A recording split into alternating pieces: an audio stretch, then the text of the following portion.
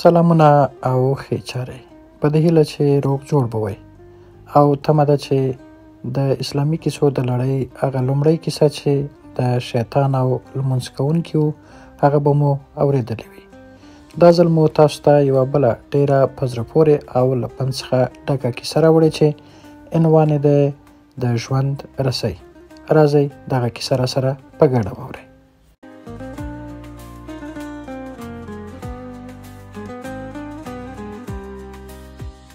کیسه ده چې یو سړی د افریقا په ځنګلونو کې روان و. د شنو دنګو ونو له ښایست او د مرغیو له چڼهارۍ خوند اخیست. د دې خوشحالونکي فضا په منځ کې ناڅاپه د زمري غږ واورېد. اخوا دېخوا یې وکتل چې ګوري یو غټ زمری په غړمبېدا د په لورې منډې راوهي. سړي منډه کړل او زمری ورپسې شو. د منډې په ترڅ کې په یوه ژور کوهي ور برابر شو. سړي په زوره ټوپ واچو مګر له بده مرغه په کوهي کې ولوېد. په هوا کې د سلواغې رسۍ ونیوله او له هغې پورې د کوهي په منځ کې ځوړند شو. کله چې لږ په آرام شو او د زمري غړمبېدا غلی شو د کوهي بیخ ته فکر شو چې یو غټ مار پکې پروت دی. سړی په دې فکر کې شو چې اوس له دې مار نه ځان څنګه وژغوري. په همدې فکر کې ډوب و چې ګوري پاس یو سپین موږک او یو تور موږک په رسۍ لګیا دي او کرپوي یې. سړی له ډاره ورېږدېد. رسۍ یې وخوځوله چې موږکان یا وتښتي او یا کوهي ته ولوېږي. مګر دواړو موږکانو پر رسۍ غاښونه کلک کړل. سړي نور هم د رسۍ خوځولو ته زور ورکړ تر دې چې کله به هم د کوهي پر یو اړخ ولګېد او کله پر بل. په دې وخت کې څنګل پر یو نرم شي ولګېد چې ګوري د ګبین څپیاکه ده.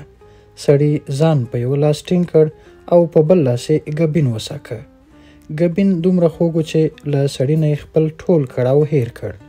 له یوې سکې وروسته یې بله سکه او له بلې وروسته یې بله سکه وکړه. لاس یې پکې دننه کړ. په هغې هم صبر ونه کړ. هغه بل لاس یې هم ور واچو او له دې سره په کوهي کې ولوېد. له لوېدو سره له دې ویرونکي خوبه راویښ شو او په خپل ځای کې نیغ کېناست. په دې وخت کې مؤذن د سهار اذان وکړ. سړی ژر پاڅېد او اودس وکړ او په منډه جومات ته لاړ. له لمانځه وروسته یې دا ویرونکی خوب امام ته تیر کړ او د خوب د تعبیر پوښتنه یې ترې وکړه. امام وویل هغه زمری چې تا پسې شاته منډې وهلې هغه ملک الموت دی. هغه کوهی قبر دی. هغه رسۍ چې ته ورپورې زنګېدې هغه ستا عمر دی او هغه تور او سپین موږک شپه ورځ دی چې ستا د عمر رسۍ کرپوي.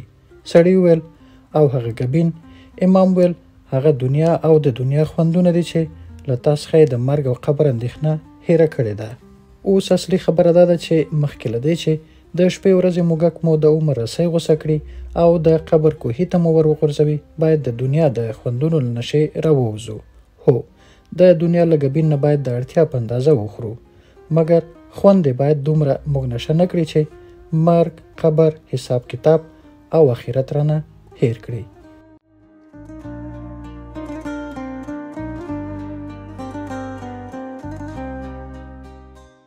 د دغه کیسې له اورېدو مننه. په دې هیله چې دغه کیسه په خپله واورئ او له نورو دوستانو سره هم شریک کړئ.